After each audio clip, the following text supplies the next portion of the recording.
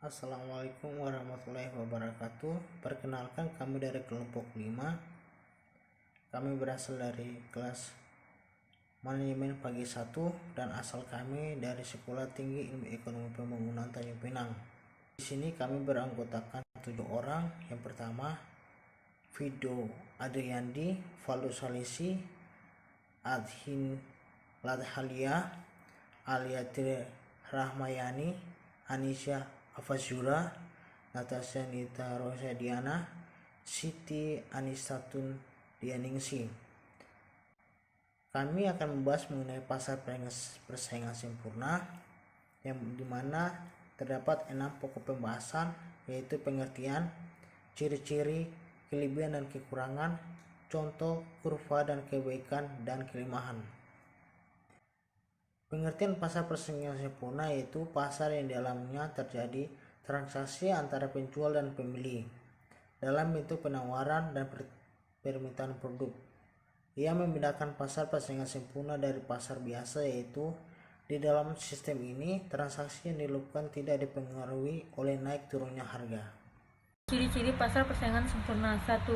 Harus ada penjual dan pembeli yang jumlahnya sama banyak. 2. Pedagang bebas menutup dan membuka usaha. 3. Barang yang dijual bersifat homogen. 4. Penjual dan pembeli mengetahui informasi harga yang jelas. Kelebihan dari pasar persaingan sempurna. 1. Peluang eksploitasi konsumen cukup rendah dalam persaingan sempurna. 2. Pasar persaingan sempurna dianggap berorientasi pada konsumen. 3. Produk yang dapat dengan mudah digantikan oleh barang serupa dari pemasok lain. 4. Tidak perlu mengeluarkan banyak uang untuk iklan. 5. Memaksimalkan kualitas produk. Adapun kekurangan dari pasar persaingan sempurna. 1. Lokasi memainkan peran besar dalam menghasilkan penjualan. 2. Muncul persebaran pendapatan yang tidak seimbang antara para penjual dengan produsen produk. 3. Penjual yang memiliki lokasi utama akan cenderung mendapatkan lebih banyak pembeli.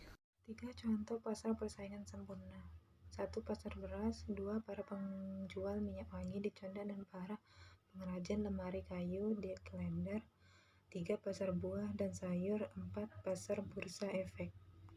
Pengertian penting berkaitan dengan penjualan. 1. Penjualan marginal (marginal revenue atau MR). 2. Penjualan rata atau penjualan per unit (reference revenue atau AR).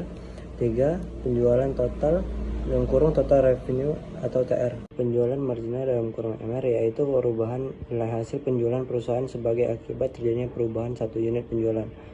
MR sama dengan TRN kurang TRN min 1. MR sama dengan TR atau Q.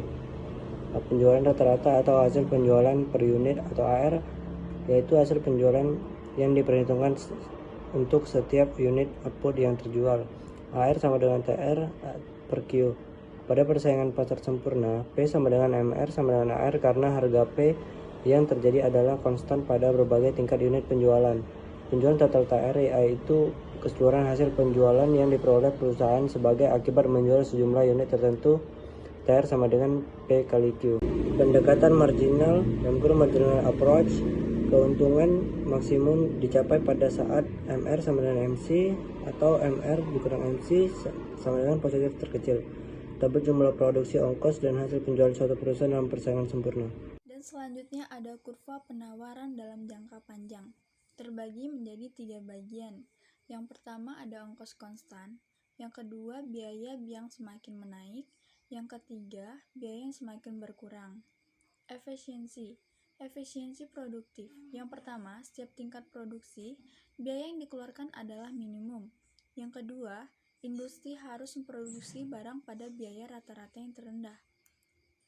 Efisiensi alokatif, P sama dengan MC, telah dijelaskan dalam gambar berikut ini. Kurva penawaran pasar persaingan sempurna. Kurva penawaran jangka pendek dibangun dari kurva biaya marginal atau MC. Jangka pendek setelah melewati titik potong dengan minimum kurva biaya variabel rata-rata atau AVC. Selanjutnya akan dibacakan oleh Alia. Selanjutnya saya akan menjelaskan tentang kebaikan dan kelemahan dari persaingan sempurna. yang dimana kebaikan terbagi menjadi dua. Yang pertama, memaksimumkan efisiensi. Yang kedua, kebebasan bertindak dan memilih. Untuk kelemahan terbagi atas 5. Yang pertama, tidak inovatif. Yang kedua, menimbulkan ongkos sosial. Yang ketiga, membatasi pilihan konsumen. Yang keempat, biaya produksi mungkin lebih tinggi. Yang kelima, tidak selalu memeratakan distribusi pendapat. Sekian dari saya. Assalamualaikum warahmatullahi wabarakatuh.